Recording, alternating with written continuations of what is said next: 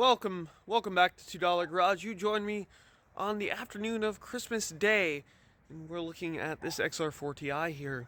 Now, the previous episode was rushed, but this is a 1986 Merkur XR4ti, which is Mercury in German. For those European viewers, especially those in the UK who love these things, these were called Sierras XR4i's, and it's basically the same car. Underneath this paint we have a lovely red, and that's new. But we have a gray interior. Minus the fact that it smells like an old Ford in here, this is a very nice interior. It's surprisingly solid, and our dash is cracked, but that's about it, and everything else is here, including our tape trays. The interior in here, once again, is clean. Everything is intact. Nothing is creaking. And it's all here. We do have a manual moonroof release. It does not appear to be leaking, so let's just let it be. We have these lovely 80s oversized door handles that look like they're from a child safety toy or something now. But overall, it's pretty good. We have glove box. Everything works surprisingly. And don't worry, I have a new dash. A very 80s interior. That's a very large vent.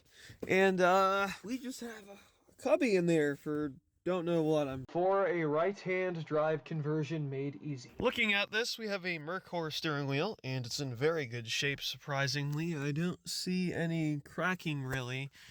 We have our wonderful boxy gauge cluster. These feel surprisingly heavy for a Ford.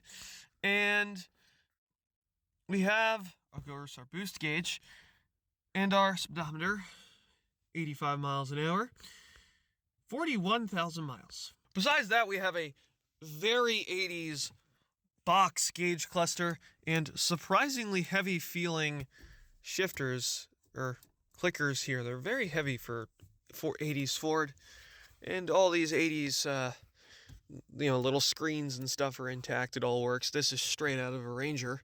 It is an AC car, and of course, being the 80s, don't know what these are quite yet. I know these are for heated seats, which is pretty cool. And we have our smokers. Apparently this was not a smoker's car. The star of the show is the mileage. This car has 41,000 miles, and based on the way of this interior and looking at those pedals, I believe it. Underneath the hood here is a 2.3 turbo, otherwise known as a Lima. They were used here as an appliance engine, and yeah, that's basically it. This is the same engine from a Thunderbird Turbo Coupe. Here is your Turbski, or the SVO Mustang. There is no accessory belt on it, which, I'm aware of and is definitely a thing. I'll say that much. However, timing belt is still on there. It doesn't appear to be snapped. We didn't really look at the motor. I'm not that concerned, even if this motor is bad. They put this engine in literally everything. So I could get one for $300-400, worst case scenario. One trend you're noticing with this whole car is, yeah, it's rough and it's a little dirty, but everything is here. Hopping into the rear here, it's pretty similar. So we got drums in the rear, which is pretty surprising for how much this car cost, and discs in the front. The good news for my dad is, unlike the 944, which has about triple the miles, it does not leak water. This sat outside for a few months, including the rainy season, and there is not a drop of water inside. I can't find any moisture spots, so something tells me he's in pretty good shape there. Looking at this wing, that unfortunately fell out during the drive, but the fact that it's here says something. These are pretty hard to get at this point, so I'm going to have to Bondo that. Hopping into the trunk here, we have a surprisingly clean hatch. It's in pretty good shape. None of these interior plastics seem to be too bad. Because it is a German car, that is where your first aid kit would be, is my guess. And under here, under this carpet that's surprisingly discolored, not much, we have an original spare. One thing I don't know if it's aftermarket or not, but possibly is this. I don't know if that is a factory cruise control. What's interesting is in here, if it would open, we have a tape cleaner. Fortunately, nothing's in the rest of them. And in very 80s fashion, cassette holders, of course. Of course, 5-speed manual. This is a very nice shift knob. It is a new day and a surprisingly warm Christmas. That being said, it's going to be 50 degrees or in the low 40s for the next day or two. So we're going to wash this car because if you know anything about New Jersey in January, it gets a little cold. Before we wash, we're going to take out these screws here. They're just held in by little clips. This is already pretty bad, so hey, look, another episode to already get going. Future foreshadowing. That didn't go exactly to plan.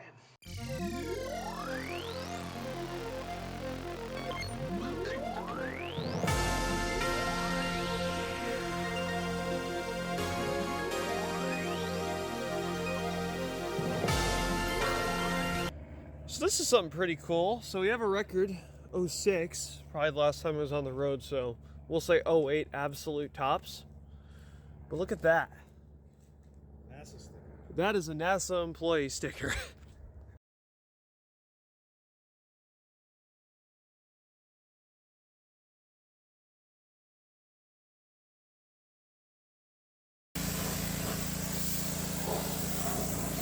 Let's see here.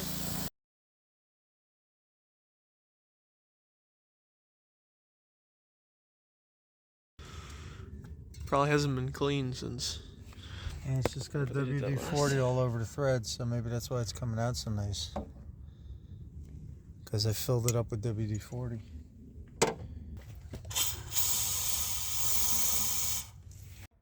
Alright, so we showed taking out one of the plugs. So they were all the same, so we didn't bother filming the rest of them.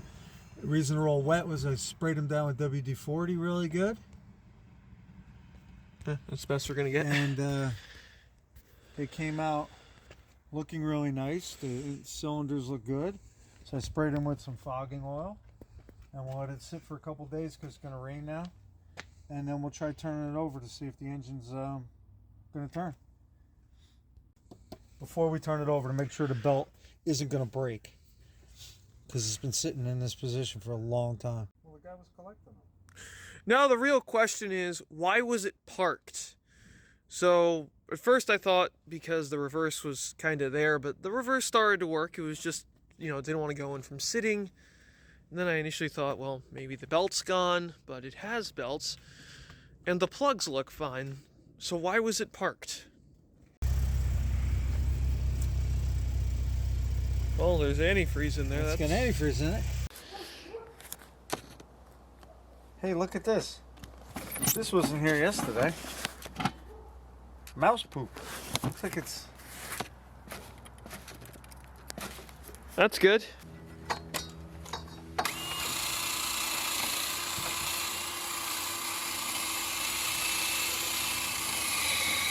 So, I can move the crank.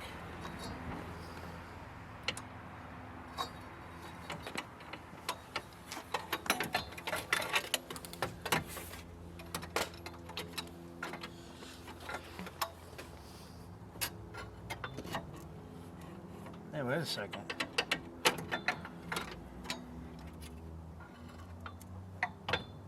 That's it.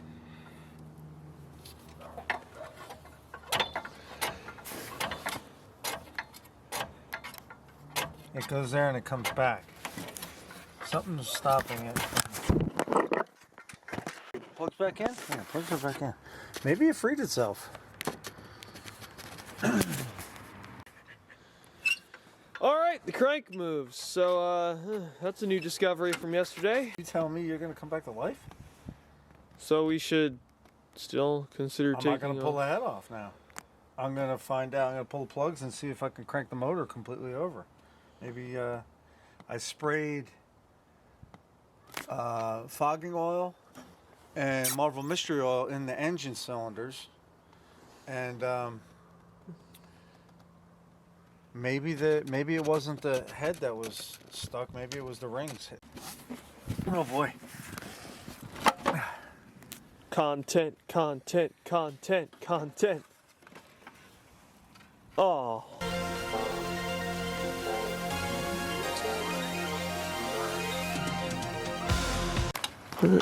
Aim it. Yeah, there's some oil in there. Okay. You know, you have these little plastic containers, and there's one down here.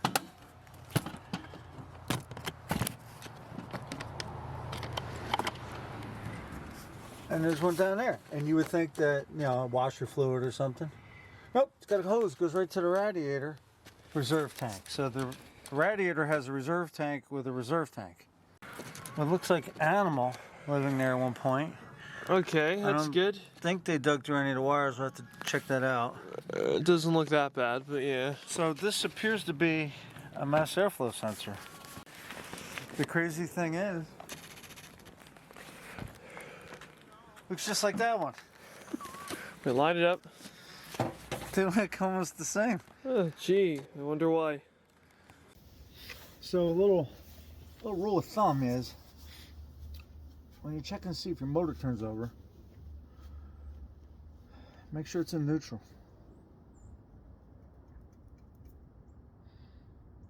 But anyway, I should have taken the valve cover off and changed the valve gaskets.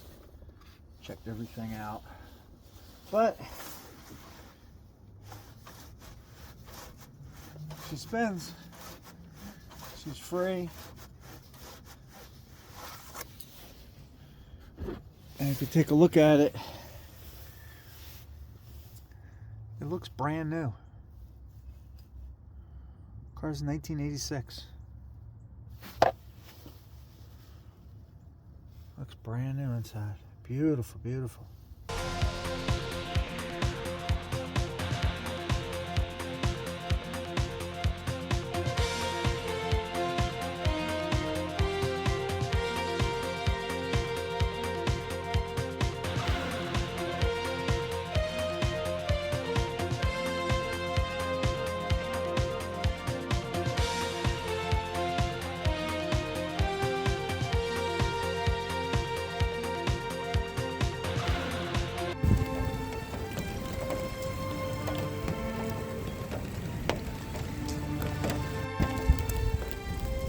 Hey, are you $2 garage? Yes, I have.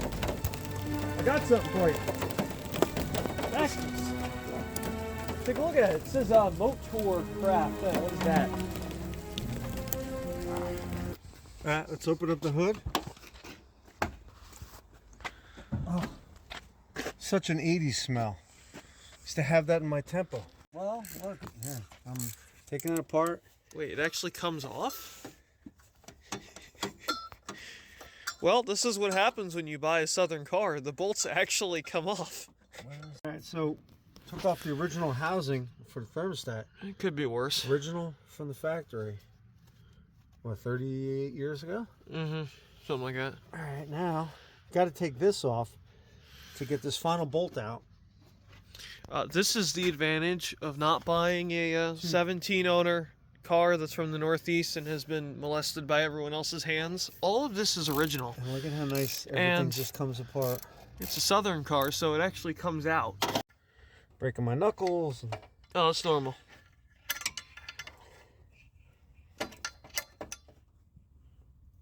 If your hands aren't bleeding at least 2 points after working on a car for more than an hour, something's wrong. Then you're not working hard enough. See? Use it as a brace, the other two bolts. Like that. And then... Oh, that one's already loose. You got that one already.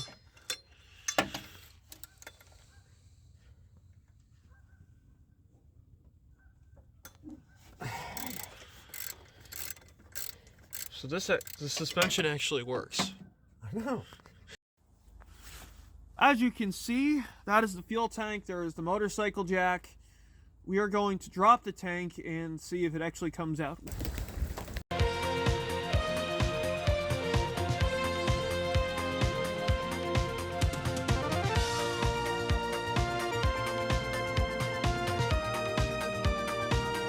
rusty under here. It looks pretty beautiful. There's no rust, just some surface rust. That's surface stuff that can wire wheeled, but it's pretty solid under here.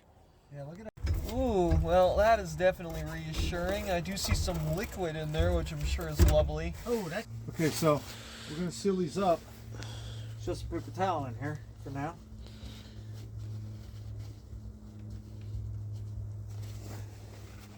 So the tank's a little rusty, and the best way whenever you store cars is to fill the tank. And the reason you fill the tank is because when the tank sits, you have hot, cold temperatures causes moisture inside the tank. That's how you get the rust. So if you have gas in the tank, you're not going to have any moisture.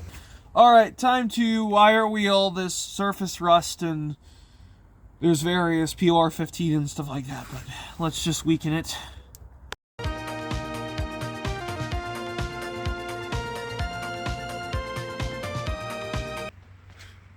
Oh, what's this? Look at that. Fudge. Wait, look at there. What are you looking at? Oh yeah, that's something, all right.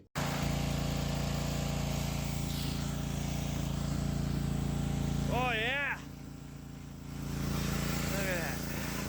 Well, there's soap in there. Oh well.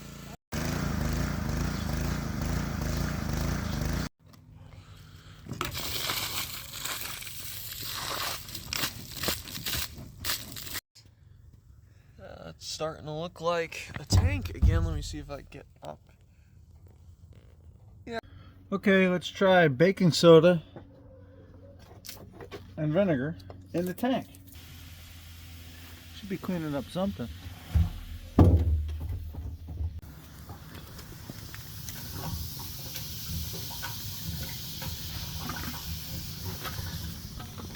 Vinegar and baking soda. See if this cleans it out a little better. It's doing something.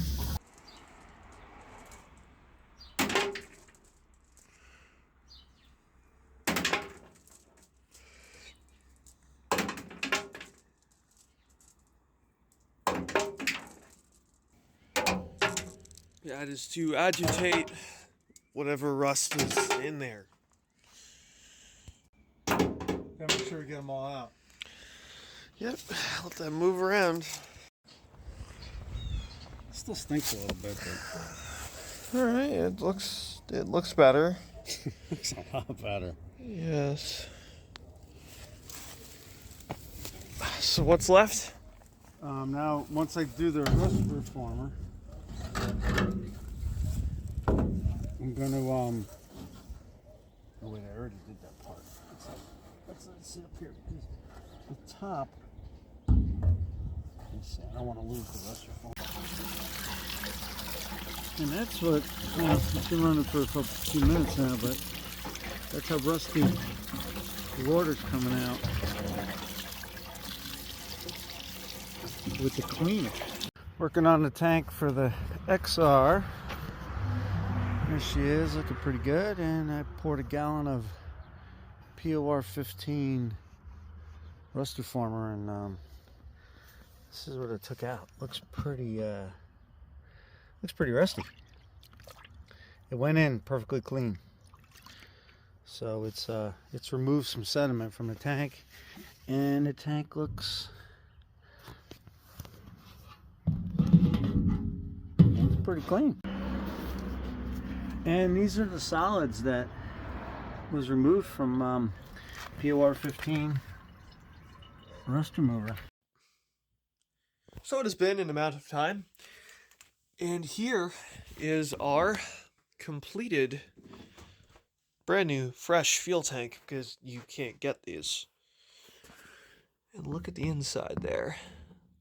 Yeah, this is what happens when you actually really like a car and don't really care about money. So it's done, and it looks really good. To fill you in, they don't make fuel pumps for these cars anymore, so you gotta work with what you got. Ours was not in great shape, but came out pretty well.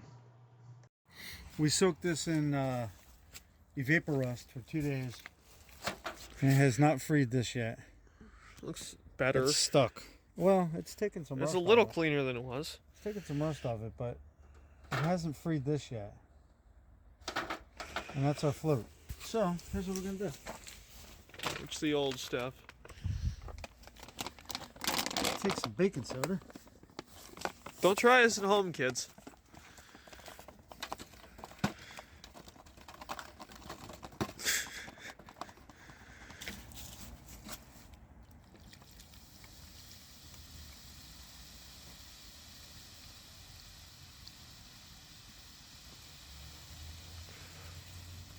Looks like it's cooking it. Alright, so this has been soaking in vinegar and baking soda for 24 hours. Let's see what happens.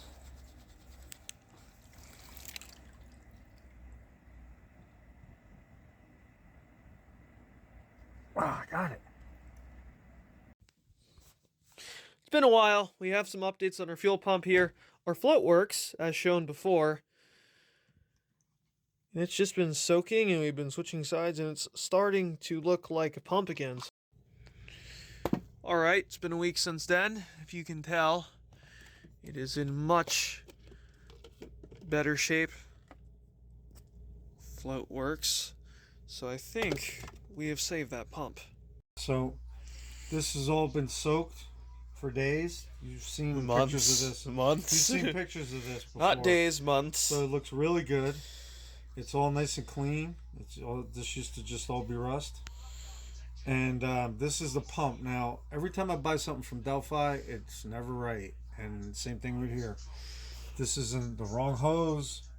The shaft's not long enough, but I'm going to make it work because the pump's a pump. So after a night of soaking the fuel rail in Restoform, it turned out really nice and clean. And I'll just wash it down with a good cleanser, and I can assemble it. So Restoform works for a lot of things. Alright, here's our intake, throttle body. Here's our pump, old pump. There's a new pump here.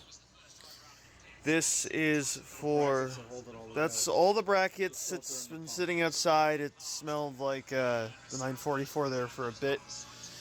And here's our fuel rail, which is nice and clean. Part of that. Yeah, so things are coming along. Need a couple little parts. Waiting on a few parts, and the car should be hopefully running sometime within the next 2 to 3 weeks. Here is our housing. This is covered in zinc coating that is not primer. Same thing for our new fuel pump here. Under here we got a small piece of unobtainium. 2 window seals. Don't forget the OEM radio, which is already installed. Right here we have a good used sunroof seal if need be. Ours does not seem to leak, but that may change quickly. And last but not least, random pieces like lug nuts and a used set of injectors that are known good. So it is time to start putting the injection system back together. The intake is currently drying, but other than that, we're very close to starting this car.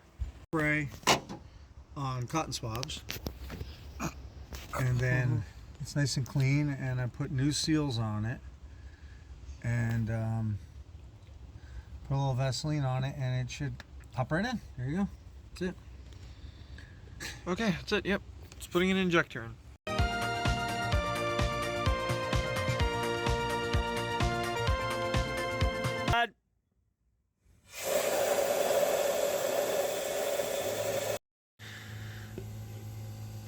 There's something in that line.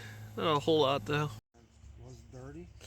So the good news is there was a little bit of fuel in the rail, which was yellow from sitting, but there wasn't any crap like from the Porsche. So I think this car was just parked, and then it just sat, and no one tried to revive it or fickle with it or mess with it. All of this is back together, and for our terminals we have adapters for a battery. Our cleaned fuel pump is installed. Here is our brand new fan. And our intake is in here. That was brand new. Cool. So no power today or anything like that. Fortunately, that looks lovely. Tap it on the floor, see what comes out. Well, all right, our test battery's in, our temporary functioning terminals are in. What could possibly go wrong? Sweet, the headlights work. We'll shut them off. That's working, so no, there's water in here, so that's probably dead. Well, they're not turning off, but at least they work. Maybe we're just missing a stupid switch or something, but They shut off? Oh. It's all written in German.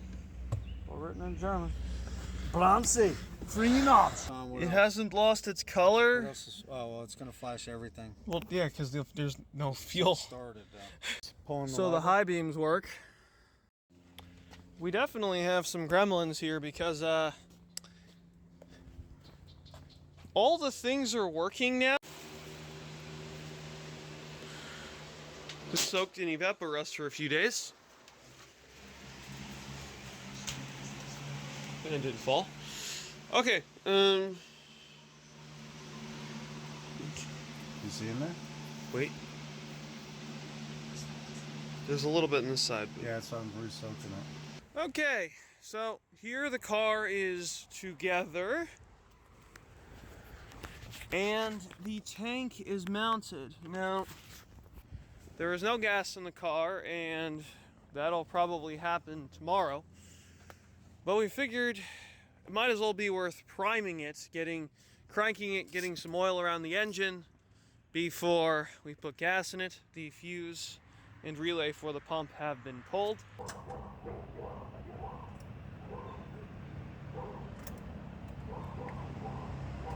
Press the clutch in.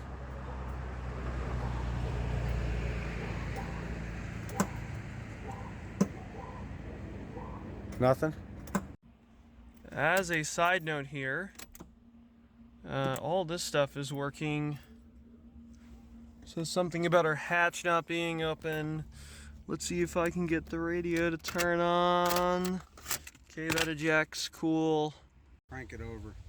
Okay, so last time the starter was shot, and now there's a shiny new one on. Right underneath here. So now, we'll see if it cranks. All the fuses and relays are already pulled from last time. Check the battery. Getting nothing.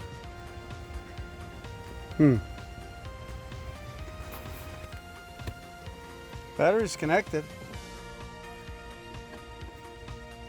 I'm getting no accessory pack. Oh, so the battery's probably dead.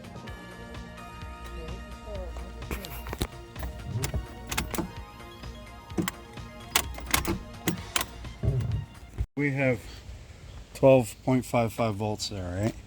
This one right here, this terminal right here, is the wire that goes right to the starter. It's currently getting nothing. Yeah, so hold that on there, right like that, and I'll click the key, and you'll hear that little box Click. noise. That's the relay, and check the voltage. Okay. Get ready. Nothing. Okay, so we have a new starter solenoid from Motorcraft, all the way from the other side of South Jersey near Philadelphia. Battery is plugged in. Let's see if anything works now. Okay.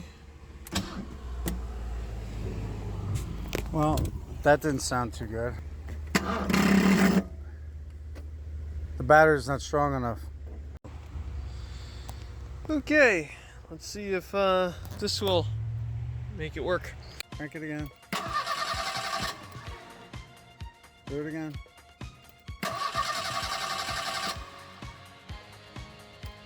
Okay, one more time. Alright, so it cranks over. It's got a nice new starter solenoid and a nice new starter. So it sounded good. We cranked it over quite a few times to get some oil flowing through it. And it sounded smooth. It sounded like it was really nice. So next thing we're going to do is put fuel on it and hopefully all that's good.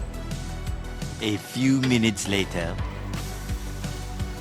Gasoline has been acquired, and it is going in the tank. Don't see anything leaking, so I think we're good. So the fuses aren't the greatest, but somewhat appear to be working. Appears this battery is really bad, and it can only really hold a few accessory power cranks, so it is up to the box that the car was on yesterday for the trying to see if it cranks. I'm not getting much. Okay, now I'm getting some. Alright, shut off. That it's a little dirty, but it looks like fuel. Hopefully nothing catastrophic happens. Where are we going?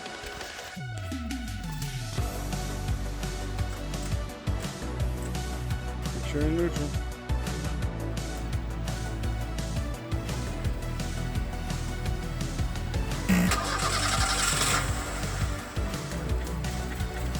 Let it go.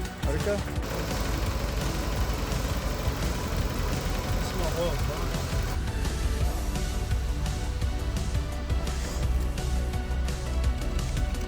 Yeah, this radio's dead. That is a very loud fuel pump.